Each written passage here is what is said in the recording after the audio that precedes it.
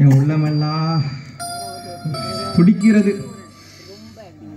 அந்த சமூக விரோதி சங்கருக்கு ராமநாதன் தன் மகளை கட்டி கொடுத்து விட்டாரே என்று நினைக்கும் போதுதான் என் இதயமே துடித்து துடிக்கின்றது. அப்படின்னா நீங்க முதலாளியிடம் எந்த எதிர்ப்பும் தெரிவிக்கவில்லையா? என்னால் முயன்றவரை எதிர்த்தேன், எல்லை மீறினேன். ஆனால் அதற்கு அவர் என்ன சொன்னார் தெரியுமா? யார் நீ? என் மகளை வளர்ப்பதற்கு எனக்கு தெரியும், விருப்பம் இருந்தால் இரு, இல்லை என்றால் வெளியே போன்னு சொல்லிட்டார். என்ன முதலாளி அப்படி சொன்னாரு? ஆமா, ஏன்னா இப்ப இருக்கிறது நம்ம பழைய முதலாளி இல்லையா? பழைய முதலாளி இல்லை, அந்த படுபாவி சங்கரின் கட்டளைக்கெல்லாம் கட்டுப்படும் பெட்டி பாம்பாக ஆகிவிட்டார் அப்பா. சந்திரா, ஒன்றை மறவாதே, சாந்தியின் வாழ்க்கையில் வீசிய புயல் நம் வாழ்விலும் வீசும். யார் தடுத்தால் என்ன? என் தந்தையின் சம்மதம் மட்டும் போதும்.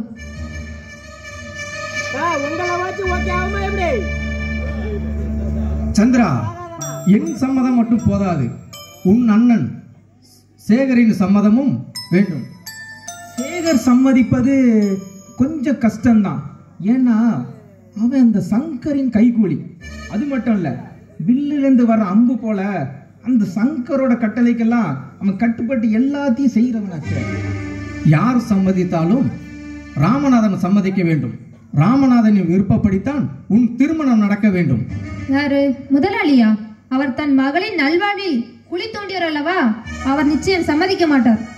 ஆனால் இப்போது இருக்கும் நிலையும் பார்க்கும்போது எப்படியும் அந்த சங்கர் கண்டிப்பா நம்ம சாந்தியை மிரட்டியாவது சொத்து எழுதி வாங்கின பிறகு சாந்தியையும் தந்தையையும் கண்டிப்பா அவன் வீட்டை விட்டு விரட்டத்தான் போறான்னு நினைக்கிறேன்.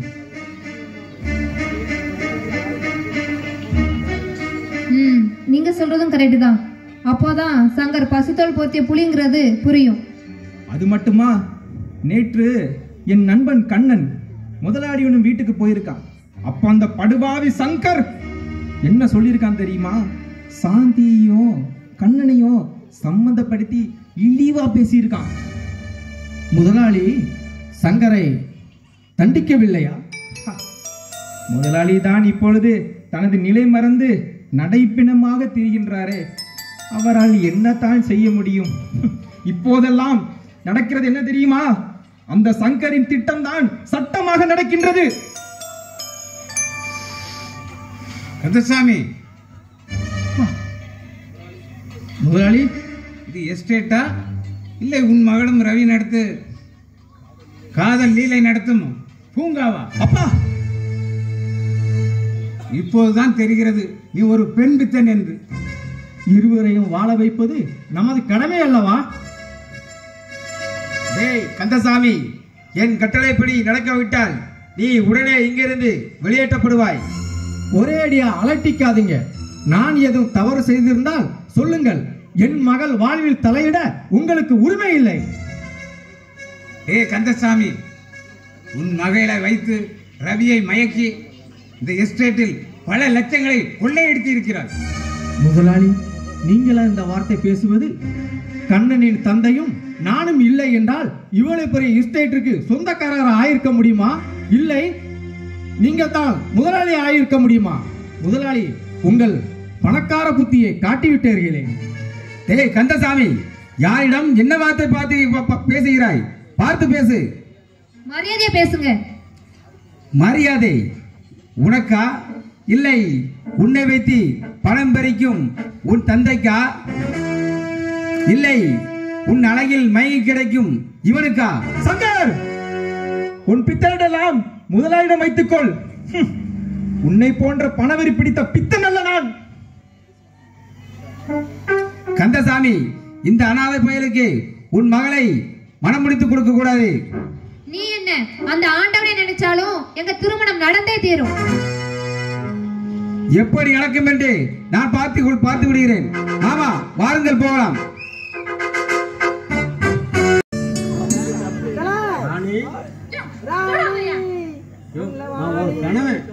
எனக்கு நீ என்ன தாலி கிட்டவா இல்ல, பின்ன எப்படி கணவர் ஆக முடியும்? நம்பிக்கை இல்லாதவன் தாமா தாலி.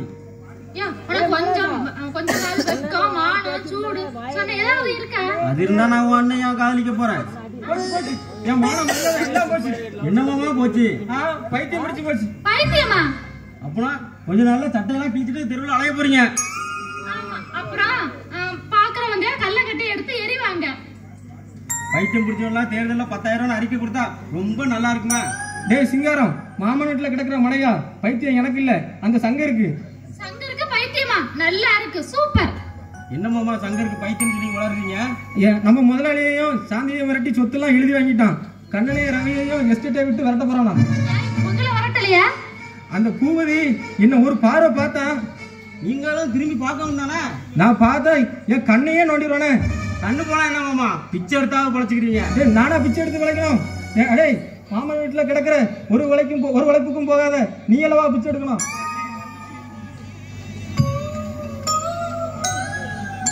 இந்த புற பேச்சுக்கு இந்த வீட்டுல இருக்க மாட்டேன். வா என்னோடு. ஆமா, வீரம் போருக்கு போறாரு, என் கனவாணி போகாதன்னு பாட்டு பாடு. போருக்குள்ள அந்த பின்னாடி கதவு திறந்து கிடக்கு பாருங்க. இப்போ மகளை கூடலனா என்ன யாரையா கூட்டு பக்கத்துட்டு போனாயா கூட்டு போனா? உன் பாட்டியை கூப்பிடு. ஏய் சிங்காரம், என் மகளை கட்டி கொடுத்தா நீ எப்படி பாத்துக்குவா? நல்லா பாத்துருவேன். 10 மாசத்துல ஒரு மழை சத்தம் உங்க காதுல கேட்கும். யோ, உனக்கு மழலையா வேணும்? நீ உழைக்கிற உழைப்புல உனக்கு பொண்டாட்டி வேற கேக்குது. பொண்டாட்டி நான் அடுத்த லவ் பண்ணிடுறா.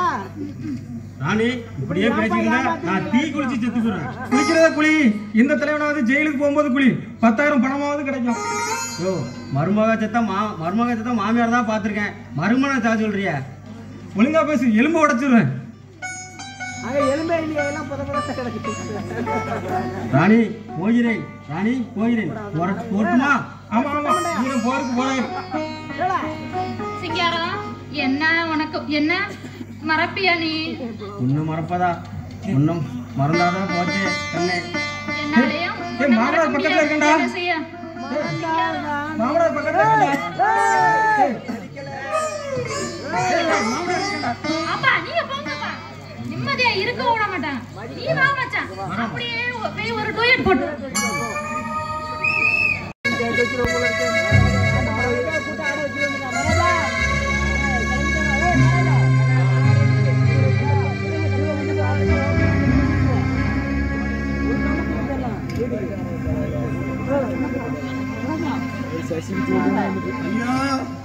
வாங்க பூசாரி ஐயா. ஐயா வணக்கம் ஐயா.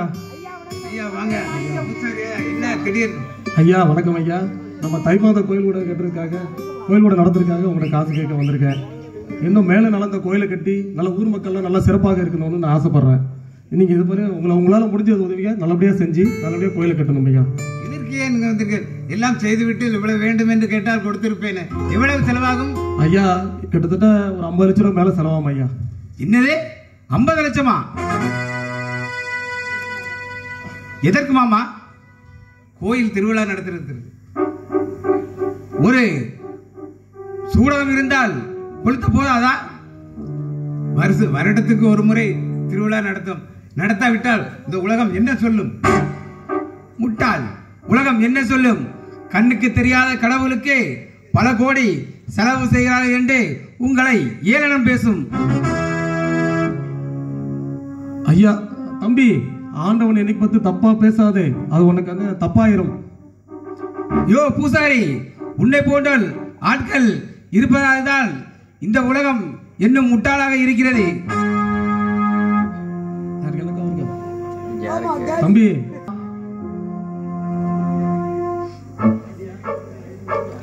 அப்போ இப்பொழுது ஆண்டியாக இருக்கிறாரே, அது எந்த அம்மன் அருளால்? ஆண்டியாவா? யாரு? உங்க மாமாவா? உனக்கு புரிய வேண்டிய அவசியம் இல்லை.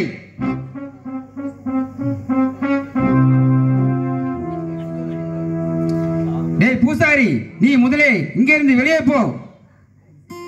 டேய் பூசாரி ஐயாவே, ஏன் வெளியே போய் சொல்லுகிறாய்?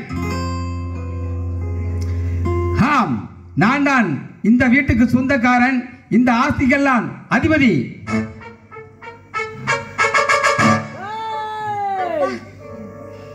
என்னோட சொல்படி நடந்திருந்தா இன்னைக்கு இந்த நிலைமை வந்திருக்குமா?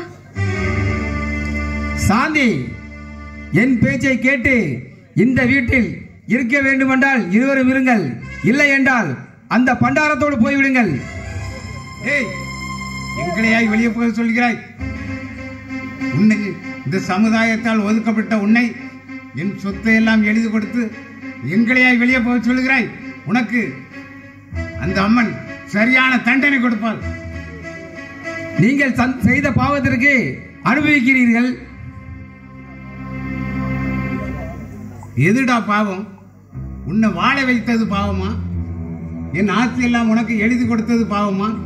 என் மகளை உனக்கு கொடுத்தனே அது பாவமா?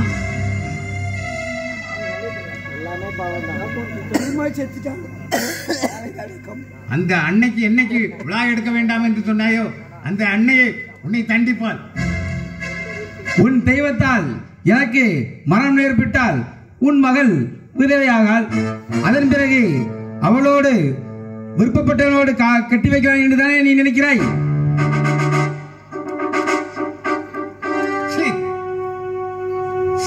பண ஆசை பிடித்த மனைவியை அடுத்தனோடு இணைத்து பேசுகிறாயே, உனக்கு வெட்கமா இல்லை? சாந்தி, இந்த வீட்டில் நீங்கள் ஒரு நிமிடம் கூட இருக்க கூடாது. ஒரு ஒட்டு துணி இல்லாமல் எடுக்காமல் இங்கிருந்து வெளியே போடுங்கள். அப்பாவை தயவு செய்து மன்னிச்சிடுங்க. அவங்க உடு துணியாக கொடுத்து விடுங்க. போடி போ, நீ பெரிய பத்தினி பாஞ்சாலி அல்லவா? போ, உனக்கு அந்த கண்ணன் துணி தருவான். போடி. சாந்தி, இவன் இவ்வளவு தூரம் தினவர் இந்த வீட்டில் இருக்கக்கூடாது. உனக்கு தேவையான துணிபடிகளை எல்லாம் எடுத்துக்கொள். வா, போகலாம். முதலாளி, என்ன சோகமா வரீங்க? என்ன நடந்தது? கண்ணா, எது நடக்கக்கூடாதோ அது நடந்து விட்டது. அந்த பாவி பெய சங்கர் என்னையும் சாந்தியும் வெளியே விரட்டி விட்டான். ரவி, ரவி, ரவி, பாருடா, அந்த படுபாவி நம்ம முதலாளியும் சாந்தியும் வீட்டை விட்டே விரட்டி விட்டானா?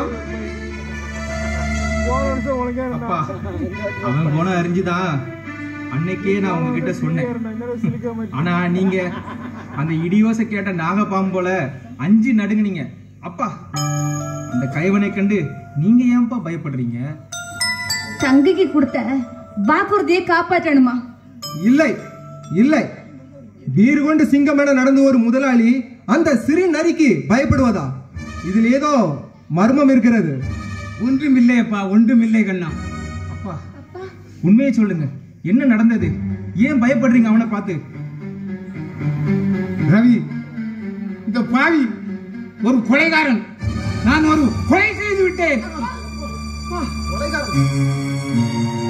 ஆமா, இந்த வீட்டில் வேலை பார்த்த லட்சுமியை சங்கர் ஏறிவிட்டு என்னை அடைய திட்டமிட்டான். அவள் என்னை எவ்வளவு ஏற்படுத்தும், நான் அவள் வலையில் விழவில்லை. அதன் பிறகு என்னோடு அடையாமல் விட மாட்டேன்னு என்னை ரொம்ப தொந்தரவு, ஆத்திரம் தாங்காமல் என் ரத்தம் கொதித்து போய் அவளை கழுத்தை பிடித்து நெரித்து விட்டேன். அந்த நேரத்தில் சங்கர் வந்தான்.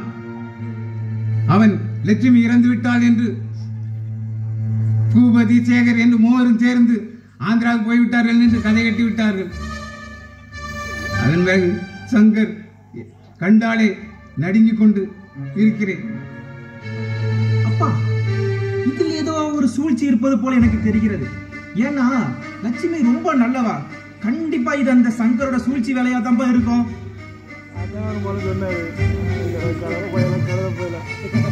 யார் விலகும்? ஆகமொத்தத்தில் சங்கர் விரித்த வலையில் நான் விழுந்து விட்டேன்.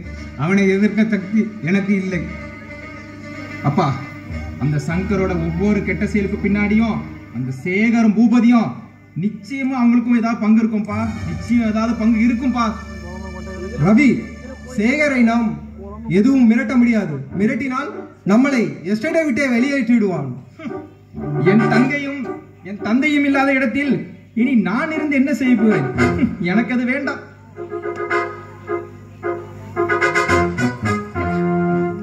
அப்படி சொல்லாதண்ணா. தொழிலாளர்களை பாதுகாக்க வேண்டியது உன்னோட கடமை. நீ போய்தான் ஆகணும்.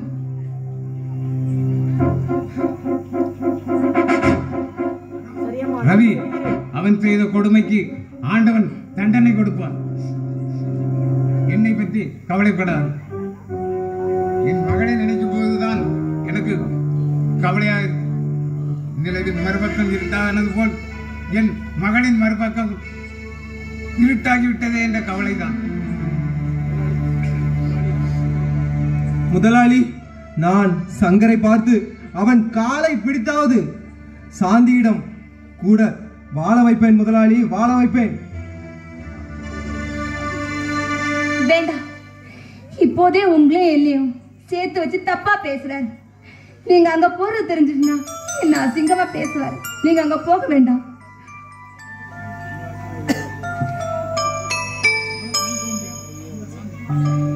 பாருங்க கண்ணு, உங்களால அதை தாங்கிக்க முடியாது. நீங்க அங்க போக வேண்டாம்.